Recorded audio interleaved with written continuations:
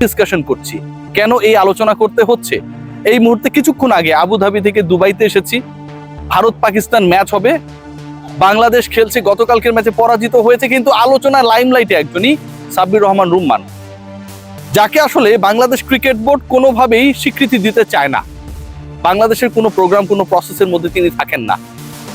ইংল্যান্ডে যান, মাইনর কাউন্টিও না, সেখানটায় গিয়ে অনেকটা সানডে লিগ খেলতে হয়, স্যাটারডে সানডেতে খেলা হয়, সাব্বির রহমান সেখানটায় খেলেন। এনসিএল টি-20 শুরু যখন হবে দেশে চলে আসেন। প্রথম ম্যাচে বৃষ্টির হানা, 5 ওভারে নেমে আসা ম্যাচে সাব্বিরের সুযোগ হয় নাম্বার 3-তে ব্যাট করতে নামার। 15 বলে 33 করেছেন, স্ট্রাইক রেট 220। যেই একই ম্যাচে তার দলের হয়ে ওপেনিং এ নামা নাজমুল হোসেন শান্ত কিংবা হাবিবুর রহমান সোহান, তাদের দুজনেরই স্ট্রাইক রেট বিলো 100। একজন করেছেন 1 বলে 0, আরেকজন ওই 7 বলে 8 বা 8 বলে 7 কিছু একটা রান করেছেন। বাংলাদেশ দল যখন স্ট্রাগল করছে, যখন মিডল অর্ডারে আমরা কোনো সমাধান খুঁজে পাই না, যখন তাওহিদ হৃদয়ের স্ট্রাইক রেট টানা 3 ম্যাচে 100-র নিচে, যখন বাংলাদেশের নাম্বার 4 কে হবে, বাংলাদেশের নাম্বার 5-এ আসলে কার উপর আস্থা রাখা যাবে, সেই আস্থার জায়গা খুঁজে না পেয়ে শাক মেহেদিকে সেখানে ব্যাট করতে পাঠিয়ে দিই। তিনিও বিলো 100 স্ট্রাইক রেট আউট হয়ে যান, রং ওয়ান করতে পারেন না হাসারাঙ্গা। ঠিক তখন সাব্বিরদের মতো ভ্যাটারান ক্যাম্পেইনারদেরকে আমরা কোনোভাবেই মূল্যায়ন করি না। সাব্বিরদের জন্মই যেন হয়েছে বাংলাদেশ ক্রিকেট বোর্ডের অন্যায়, অবিচার, অবহেলার শিকার হবার জন্য। আমি মানলাম যে তিনি পারেন না, আমি মানলাম যে তার হয় না। সবশেষ বিপিএলে তিনি কিন্তু করে দেখিয়েছিলেন। প্রায় 200-র কাছাকাছি স্ট্রাইক রেটে ব্যাট করেছিলেন সাব্বির রহমান। ঢাকার হয়ে ব্যর্থ হয়ে থাকা, বেঞ্চে বসে থাকা সাব্বির রহমান যখন প্রথম ম্যাচ খেলার সুযোগ পান, তার ইন্টেন্ট সবাইকে চমকে দিয়েছিল। যেই ক্রিকেটার এর আগের বিপিএল এ খেলার সুযোগ পান নাই, যেই ক্রিকেটার এনসিএল টি-20-তে খেলেন নাই, সেই ক্রিকেটার বাংলাদেশের সবচেয়ে আলোচিত টি-20 টুর্নামেন্টে খেলতে গিয়েই বাজিমাত করেন। এরপরে সময় বদলেছে, অনেকের ভাগ্য বদলেছে, অনেকে অনেক ধরনের দলে সুযোগ পেয়েছেন পর্যন্ত, কিন্তু সাব্বির রহমানের ব্যাপারে আমরা কোনো ধরনের পজিটিভ ডিসিশন কোনো জায়গা থেকে দেখি নাই। সিলেকশন প্যানেল নেয় নাই, বাংলাদেশ ক্রিকেট বোর্ড নেয় নাই, ক্রিকেট অপারেশনস নেয় নাই, কেউ নেয় নাই। কত ক্রিকেটার এ দলের হয়ে খেলেছেন, কত ক্রিকেটারকে ক্যাম্পে ডাকা হয়েছে। বাংলাদেশ টাইগার্স এ টিম, বাংলাদেশে এরকম নানা রঙের চঙের দলের কোনো অভাব নেই, কিন্তু সাব্বির কোথাও থাকেন না। সানডে লিগ খেলার জন্য চলে যেতে হয় ইংল্যান্ডে। আজকের ম্যাচটার কথা চিন্তা করুন না, তার দল পরাজিত হয়েছে, কিন্তু এই যে 60 রান করেছে, তার 33 রানই তার ব্যাট থেকে আসা। 15টা বল খেলার সুযোগ পেয়েছেন। বাংলাদেশে এনসিএল-এ তিনি যার বলে টানা 1 ওভারে 3 ছক্কা মারলেন, সেই শহীদুল জাতীয় দলে কখনো না কখনো প্রতিনিধিত্ব করেছেন। এমন না যে ভুইবর বোলাররা এসেছে সাব্বির ছক্কা মেরেছেন। বৃষ্টির পরের যে সিচুয়েশনটা হয়, ব্যাটারদের জন্য অনেক ডিফিকাল্ট হয়ে যায়। প্রথমে যেই দলটা ব্যাট করে সেই দলের জন্য অনেক ডিফিকাল্ট হয়ে যায়। প্রথম উইকেট তাড়াতাড়ি পড়ার পর ওয়ান ডাউনে যে নামে তার জন্য ডিফিকাল্ট হয়ে যায়।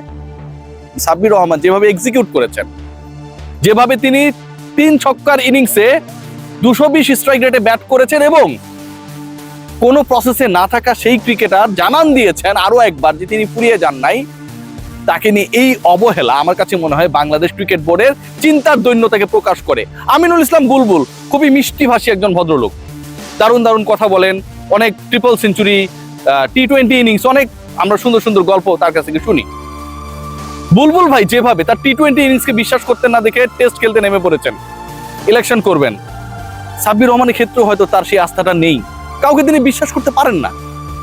একটা ছেলে, কোথাও না থাকা একটা ছেলে, ফারুক আহমেদের বোর্ড যাকে ব্রাত্য করে দিয়েছিল, রুলড আউট করে দিয়েছিল, পারফর্ম করার পরেও সেই ছেলেটাকে আমরা বুলবুল ভাই গত 4 মাসে কোথাও দেখি নাই।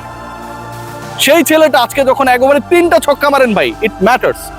আপনি কোথাও না থেকে এসে যখন 3 ছক্কার ইনিংস খেলেন, ডেফিনেটলি এটা ম্যাটার করে, এবং এই ইনিংসটাও আসলে কোনো জায়গায় সাব্বিরকে জায়গা করে দেবে না। বাংলাদেশে পাওয়ার হিটিং কোচ আসে, জুলিয়ান উডের কথাই আপনারা চিন্তা করুন। সাব্বিরকে এদের কাছ থেকে ট্রেনিং এর সুযোগটা পান, সেই সুযোগ তার হয় না ভাই।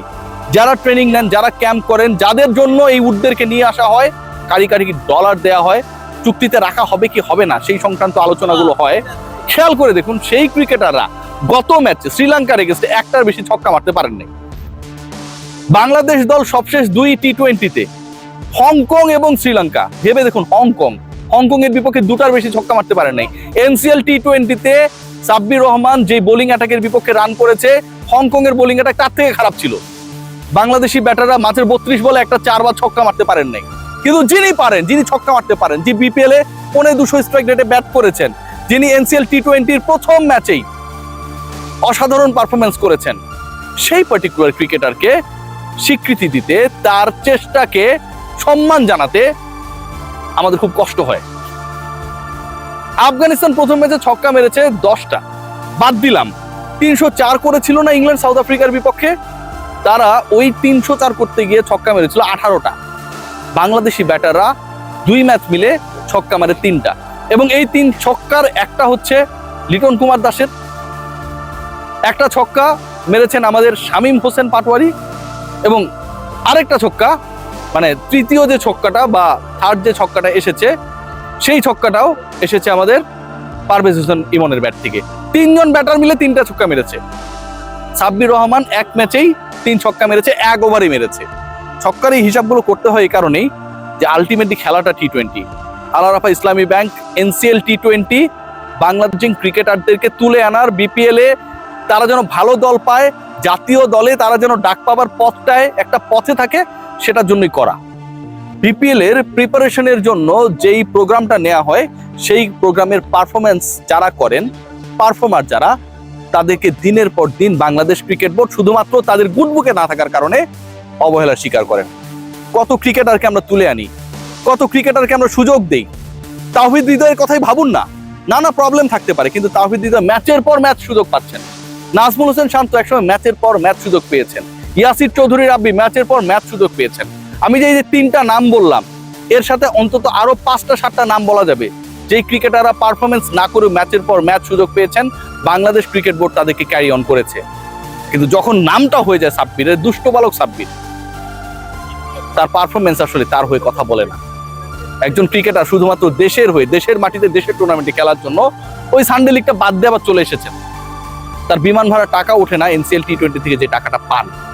বাংলাদেশ ক্রিকেট বোর্ডের বোধোদয় কবে হবে, যারা ট্যালেন্টেড, যারা পারফর্মার, যারা ব্যাক সাইডে থাকার পরেও ফ্রন্টে আসার চেষ্টা করছে এবং সেই যুদ্ধে তাদেরকে ব্যাকআপ করা দরকার,